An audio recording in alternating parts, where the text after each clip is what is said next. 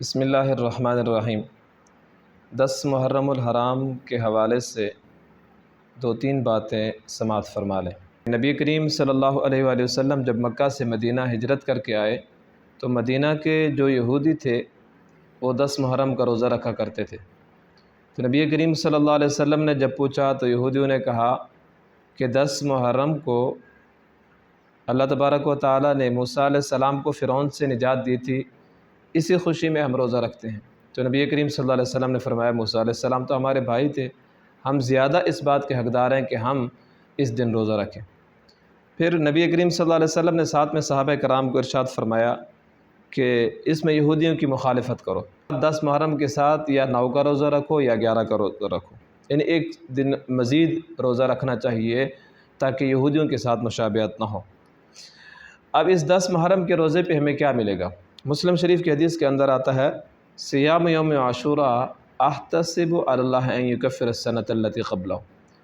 کہ 10 محرم کا روزہ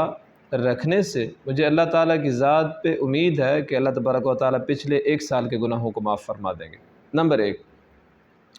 نمبر 2، نبی کریم صلی اللہ علیہ وسلم نے ساتھ میں یہودیوں کے مخالفت کرنے کا بھی حکم دیا۔ نبی علیہ السلام نے فرمایا صوموا یوم عاشوراء،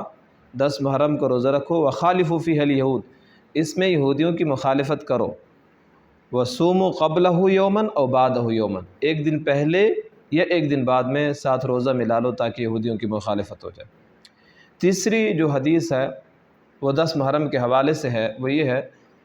کہ 10 محرم الحرام کو اپنے گھر والوں پر وسعت کرنے پر، فراخی کرنے پر اللہ تعالیٰ رزق کے اندر پورا سال فراخی اور برکت عطا فرماتے ہیں۔ حدیث شریف کے اندر آتا ہے من وسع علی نفسہ و اہلہ یوم عاشوراء وسع اللہ علیہ سائر سنتہ، اس کے اندر یہ فرمایا گیا کہ جو بندہ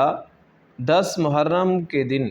اپنے گھر والوں پر خرچ کرے گا اللہ تبارک و تعالیٰ سارا سال اس کے رزق میں برکت عطا فرمائیں گے، فراخی عطا فرمائیں گے۔ صحابی رسول حضرت جابر رضی اللہ تعالیٰ عنہ فرماتے ہیں، اور اسی طرح محدث حضرت یحییٰ بن سعید رحمۃ اللہ علیہ، اور اسی طرح امام اور فقیہ سفیان ابن عیینہ رحمۃ اللہ علیہ فرماتے ہیں ہم نے اس بات کا تجربہ کیا ہے کہ جو بندہ 10 محرم کو اپنے گھر والوں پہ وسعت کرے گا اللہ تبارک و تعالیٰ سارا سال اس کے رزق میں برکت عطا فرمائیں گے۔ تو 10 محرم کے دن 2 کام ہیں، ایک جو لوگ روزہ رکھ سکتے ہیں وہ روزہ رکھیں، اور ساتھ میں 9 کا یا پھر 11 کا روزہ رکھیں۔ نمبر 2، اگر روزہ نہیں رکھ سکتے تو اپنے گھر والوں پر خرچ کریں، مثلا اگر روزانہ دال پکتی ہے تو اس دن گوشت لے آئیں، اگر روزانہ گوشت ہوتا ہے تو ساتھ میں کچھ فروٹ وغیرہ لے آئیں، دسترخوان کو کچھ کشادہ کر دیں، پھر اللہ تبارک و تعالیٰ سارا سال رزق کے اندر برکت عطا فرمائیں گے۔